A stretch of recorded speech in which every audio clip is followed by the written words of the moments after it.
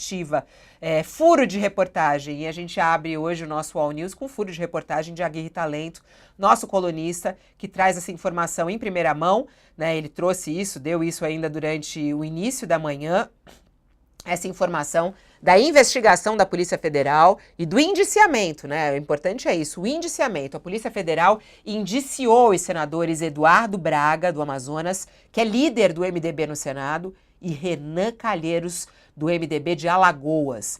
Eles foram indiciados pelos crimes de corrupção passiva, lavagem de dinheiro e organização criminosa. O ex-senador Romero Jucá também foi indiciado.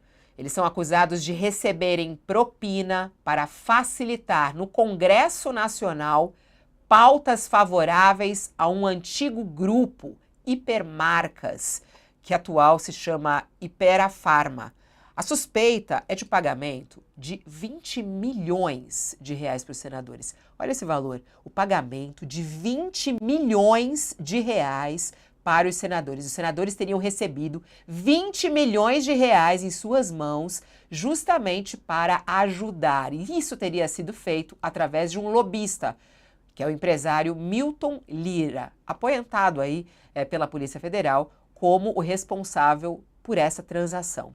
Esse inquérito é um desdobramento da Operação Lava Jato, tem 6 anos já de tramitação. O relatório final do inquérito foi enviado sob sigilo pela Polícia Federal no mês passado ao Supremo Tribunal Federal. O relator do processo, o ministro Edson Fachin, encaminhou esse material à Procuradoria-Geral da República, que vai decidir se apresenta ou não uma denúncia contra os senadores Eduardo Braga e Renan Calheiros. Os dois são aliados próximos do governo Lula. E esse é um grande problema neste momento para o governo. Braga atualmente é o relator da reforma tributária no Senado e o filho do senador Renan Calheiros, o Renan Filho, é ministro do governo Lula, ministro dos Transportes. Vamos lá, Josias, essa é a informação que o Aguirre nos trouxe, esse indiciamento de 2 senadores, 2 aliados do governo Lula, a gravidade disso. É gravíssimo, né, Fabíola? Nós estamos falando de 2 senadores e um ex-senador, são 3 patriarcas do MDB, do velho PMDB, gente graúda da política, e simplesmente estão sendo indiciados pela Polícia Federal, porque trocaram propina por favorecimento a uma empresa farmacêutica, ajeitando ali os interesses dessa empresa farmacêutica na tramitação de projetos de lei. É gravíssimo isso, né? É uma subversão do processo democrático, né? Deveriam estar representando os seus respectivos eleitores, estão lá representando outros interesses, né? Agora, a gravidade do problema, ela só é superada por outro aspecto, é porque corrupção no Brasil virou um assunto chato, né? Então, hoje, indiciamento da Polícia Federal passou a produzir arquivamento, impunidade e bocejo. Estamos vivendo essa realidade. Isso daqui é um desdobramento de inquéritos que começaram ainda lá na fase da Lava Jato e ficou ali dormindo 6 longos anos, arrastando ali. Esse inquérito se arrastou por 6 longos anos. Aí vem agora esse indiciamento, que é, como disse, gravíssimo, mas não provoca senão bocejos, Fabíola. Por quê? Porque instaurou-se ou restabeleceu-se no Brasil a imoralidade, né? Nós voltamos a uma era, não é nem pré-Lava Jato, é uma era pré-mensalão, é uma era de absoluta subversão de valores. Então, hoje ninguém está muito preocupado ou interessado em assuntos relacionados à corrupção, o que é uma tristeza, né? Porque isso deveria interessar enormemente ao país, né? Mas aconteceu, nós voltamos a essa era pré-mensalão, porque aquela Vaza Jato revelou as perversões que resultaram de acertos feitos ali no escurinho do Telegram pelo Sérgio Moro com o Deltan Dallagnol, a força-tarefa lá de Curitiba. Isto jogou a corrupção, ou o combate à corrupção, numa cova. Depois que o Sérgio Moro se transferiu da 13ª Vara de Curitiba para o Ministério da Justiça do Bolsonaro, aí ele jogou terra em cima desse esforço anticorrupção. Então, isso hoje, como disse, virou um assunto chato. E depois, eu me lembro até desse, é um dos personagens que estão sendo indiciados agora, é o Romero Jucá. No auge do esforço de anticorrupção que foi iniciado lá em Curitiba, o Romero Jucá, muito encrencado, ele foi gravado num diálogo com o Sérgio Machado, muito amigo do Renan Calheiros, também ex-senador, e o Sérgio Machado, delator, estava entregando ali a cúpula do MDB, foi ter uma conversa e gravou a conversa com Romero Jucá. E o Jucá sugeriu nessa conversa que fosse fechado um grande acordo, um acordo com o Supremo, com tudo, para sepultar esses casos de corrupção. E hoje nós temos um quadro em que os episódios de corrupção foram todos eles sepultados, com o Supremo e com tudo, como previa lá atrás, nessa conversa de 2016, o Romero Jucá. O Supremo extinguiu a prisão em segunda instância, restabelecendo um cenário em que a concretização da justiça virou um momento situado no infinito, com todas as perspectivas de recursos, ou seja, a punição fica no infinito e chega sempre antes da punição a prescrição, né? Com a perspectiva de recorrer em liberdade, todo mundo recorre até a prescrição. Escassearam os delatores, as celas começaram a se abrir no momento em que aguardavam na fila por uma sentença condenatória personagens como Aécio Neves, José Serra, Michel Temer, Arthur Lira, né? E esses personagens todos eram amigos de determinadas togas e sonhavam, nesse momento, em reconquistar a liberdade, condenados como o Lula, o Zé Disseu, que eram amigos de outras togas. Quem estava solto relaxou, quem estava preso se livrou, acabou a prisão em segunda instância, então voltou tudo ao que era antes. Nós voltamos na história, viramos a página para trás. Esse é o cenário, Fabiola. Então é muito grave, o indiciamento é gravíssimo, envolve pessoas de grande relevância na República, um deles é hoje líder do MDB e relator da reforma tributária no Senado, mas tudo isso provoca bocejo, porque todos sabem que disso vai resultar um arquivamento, impunidade e mais bocejos.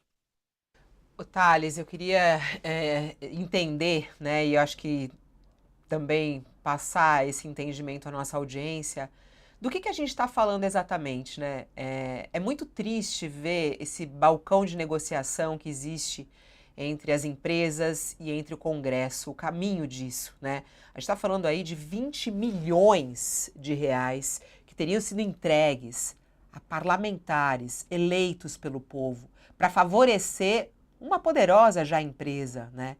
O que isso significa? Que vergonha é essa da política no nosso país, Thales? Olha, a política no nosso país, ela está há muitos e muitos anos, décadas, pode-se dizer, envolvida em corrupção. Infelizmente, fala-se, no passado tem até a história do cofre do Adhemar de Barros, né? Que foi roubado, que estava ali dinheiro que teria sido de corrupção e que movimentos de esquerda foram lá e conseguiram roubar o cofre do Adhemar. Foi ladrão que rouba ladrão. É uma história antiga na política brasileira. Se pensou na Lava Jato que isso poderia ter um fim. Mas nós tivemos o azar de ter à frente da Lava Jato o Sérgio Moro. Sérgio Moro matou a Lava Jato como tinha matado antes o escândalo das contas de CC5, que o Sérgio Moro também foi juiz. E ele matou por uma incompetência misturada com soberba, com tudo isso, fez a Lava Jato se tornar um inquérito quase legal, cheio de delações, muitas delas verdadeiras, outras nem tanto, outras falsas, muitas de delações sem uma apuração consistente. que ocorreu? Esse caso daí é derivado da Lava Jato, como outro caso envolvendo o Renan Calheiros e o Romero Jucá, também derivado da Lava Jato, também sob a, a responsabilidade do Fachin, ministro do Supremo, e um ministro extremamente duro, extremamente competente. O Fachin arquivou em maio uma acusação de propina da Odebrecht contra o Renan e o Romero Jucá, porque era, segundo o Paulo Gonet, esse procurador-geral agora, se baseou apenas na delação e não houve provas comprovando a delação. O que a gente tem que esperar agora? É gravíssima a acusação, são dois senadores importantíssimos, mas como foi feita a apuração? Tem as provas? É isso que a gente agora está nas mãos do Paulo Gonet, porque qual é o segmento desse tipo de procedimento? Ele vai para a Polícia Federal, pede abertura de inquérito, vai para o Paulo Gonet decidir se cabe ou não continuar. Paulo Gonet dá um parecer para o Supremo decidindo, e o Supremo decide se arquiva, e o ministro Fachin decidirá se arquiva ou não, como decidiu no outro caso, também envolvendo senadores do MDB. É triste, mas é a história do Brasil. Vamos ver se a gente, nas próximas oportunidades, não perde. Porque com essa eu concordo com o Josias, é muito provável que acabe não dando em nada. Muito triste, né? Ó, o Anderson fala aqui, cadeia para os corruptos, sejam eles de esquerda ou de direita. Na mesma semana tivemos denúncias de 3 corruptos de outros casos, né? Na verdade, tem todos os dias, né? E a gente vê que, por exemplo, muito do debate que acontece tem a ver também com casos de corrupção. Você tem alguma esperança, Josias, de que a gente vire essa página algum dia? Porque o Thales falou essa história do Brasil, mas, enfim, tem alguma esperança? Não, não tenho não, Fabiola. Infelizmente, nós estamos num processo de desvirtuamento da atividade política. E por que digo que tenho pouca esperança? Porque hoje nós temos um modelo que conspira a favor da perpetuação deste mesmo modelo.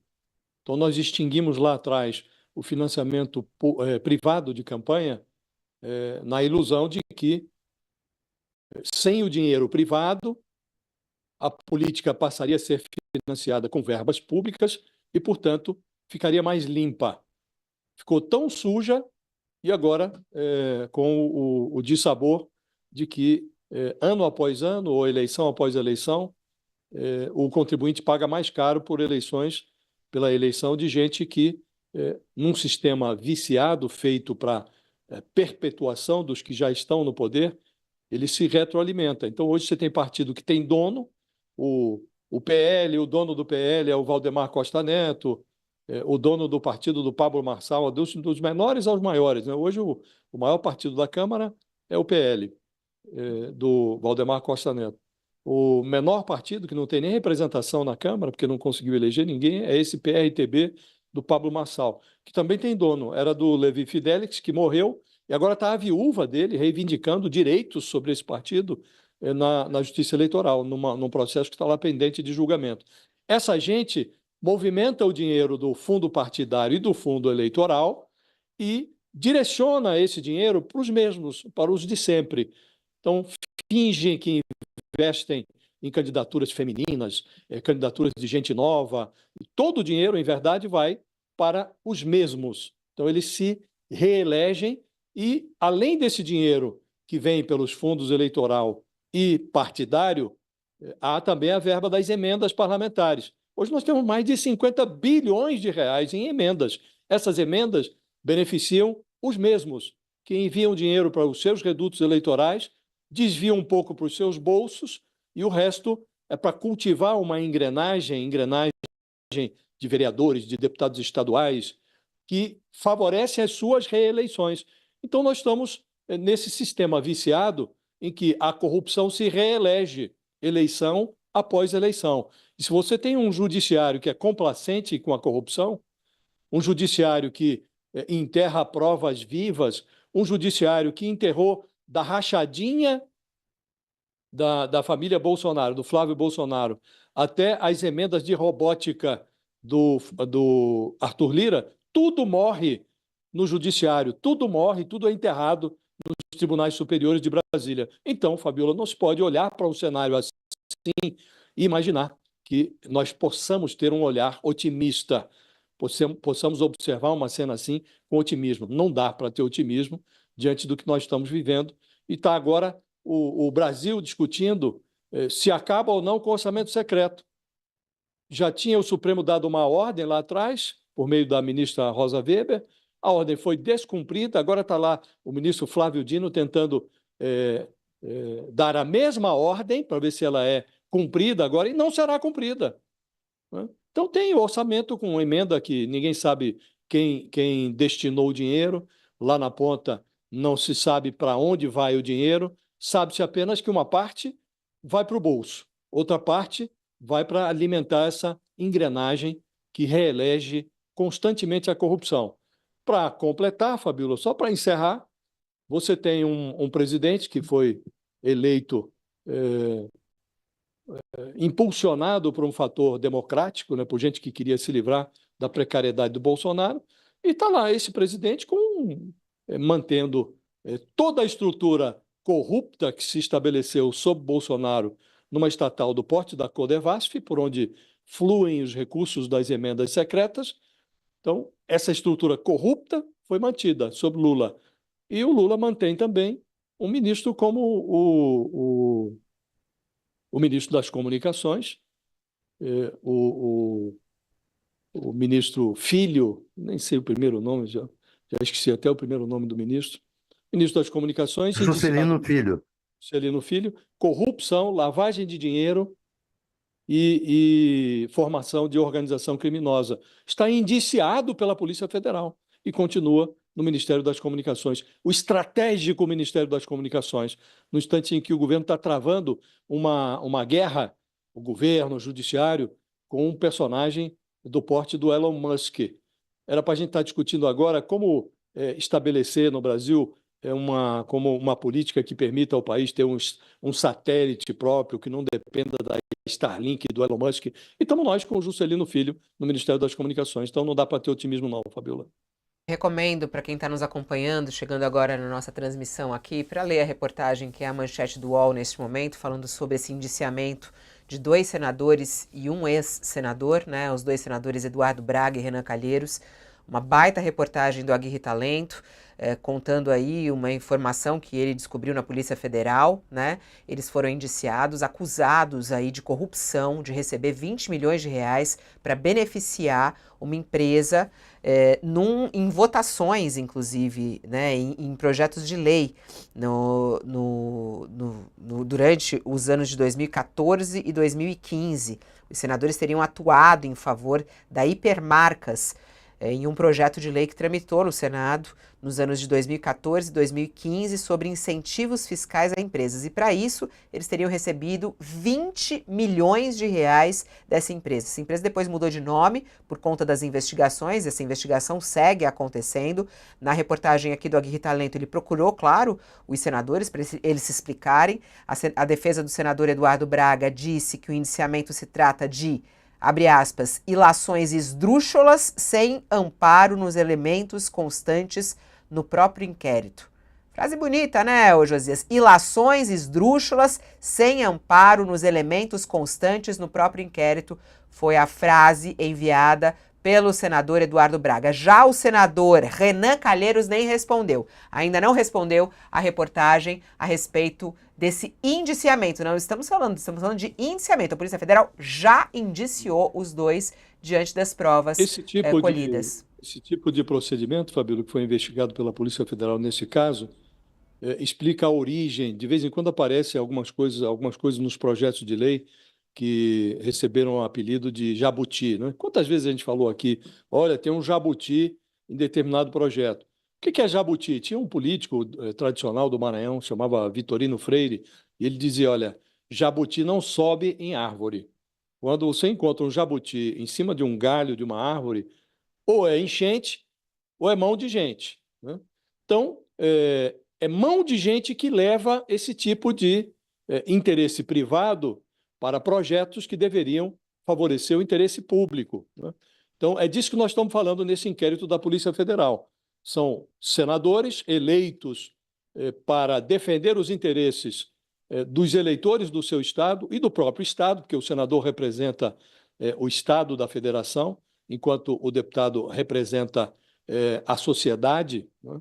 O eleitorado, o senador tem a pretensão de representar o seu próprio estado, né? E, em vez disso, alguns, é o que está dizendo a Polícia Federal ao indiciar três desses personagens, 2 ainda senadores, um ex-senador, esses personagens, segundo a Polícia Federal, estavam lá defendendo interesses privados. Qualquer novidade sobre esse caso a gente volta, mas está lá fixado na nossa manchete. Não perca essa oportunidade, leia. Bom, vamos falar sobre a disputa em São Paulo, porque hoje tem debate, tem mais um encontro ou confronto? Que palavra que eu uso, hein? Encontro ou confronto entre eles? Mas eles vão se...